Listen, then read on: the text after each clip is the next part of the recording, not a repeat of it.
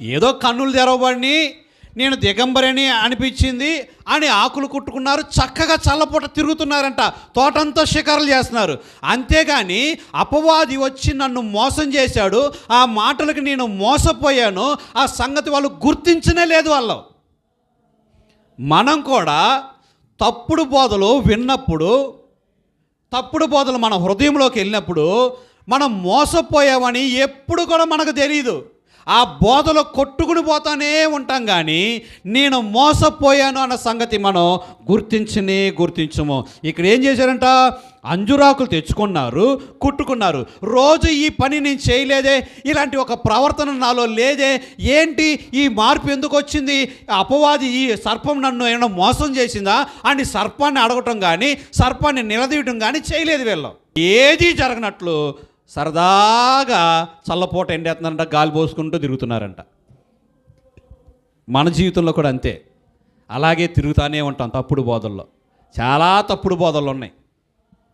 ఇక ఆ బోధల్లోకి వెళ్ళిపోతూ ఉన్నారు. సరే చేసేదేనికి ఏమీ లేదు. మరి ఏంటి వాళ్ళ పరిస్థితి? దేవుడు వచ్చేంత వరకు వీళ్ళు తప్పుడు బోధలో ఉన్నారు, మోసపోయామన్న సంగతి వీళ్ళకి తెలియలా. రేపు మనకు కూడా ఒకానొక దినమున మనం అందరం కూడా దేవుని ఎదుట మన క్రియలు, మన ఆలోచనలు, మన నడతలు అన్నీ కూడా పరీక్షింపబడతాయి. అప్పుడు నీకు చెప్తూ ఉంటాడు, ఇది నీకు నేను చెప్పానా, ఇలా చేయమని నేను చెప్పానా, దీనికోసం నువ్వు ఎందుకు టైం వేస్ట్ చేసావు, ఇది అనవసరం, పక్క పెట్టేసి, ఇది నీకు ఇందులో నువ్వు ఫెయిల్, ఈ క్వశ్చన్కి నువ్వు తప్పు ఆన్సర్ రాసావు అని చెప్పి టీచర్లు కొట్టేస్తారు. చూసారా, క్వశ్చన్ ఏదైతే ఇది రాసావేంటి, నువ్వు క్వశ్చన్ నువ్వు సరిగ్గా అర్థం చేసుకోవాలి, ఇది రాంగ్, ఇది రాంగ్, ఇది రాంగ్, ఇది రాంగ్, ఇది రాంగ్, ఇది రాంగ్ అన్నీ కొట్టి 0 వేసి పెడతారు.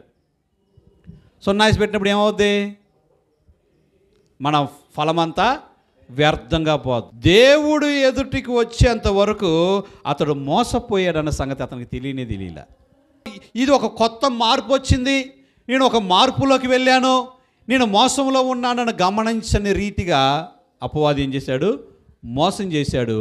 మోసపోయింది కూడా తెలియలేదు. కాబట్టి అపోస్తల కార్యములు 20వ అధ్యాయము 30వ వచనం, శిష్యులను తన వెంట ఈడ్చుకొని పోవాలనని వంకరి మాటలు పలుకు మనుషులు మీలోనే బయలుదేరుదురు. ఎక్కడుంటారంట వంకర మాటలు చెప్పే వాళ్ళందరూ? మీలోనే. ఎవరిలో? మీలోనే, మనలోనే బయలుదేరతారు. బయట నుంచి ఎవడు కూడా రాడు. అపవాది ఎక్కడి నుంచి వచ్చాడు? అపవాది దేవుని సృష్టిలోనే ఉన్నవాడు. ఆదాము అవ్వలతో దేవునితో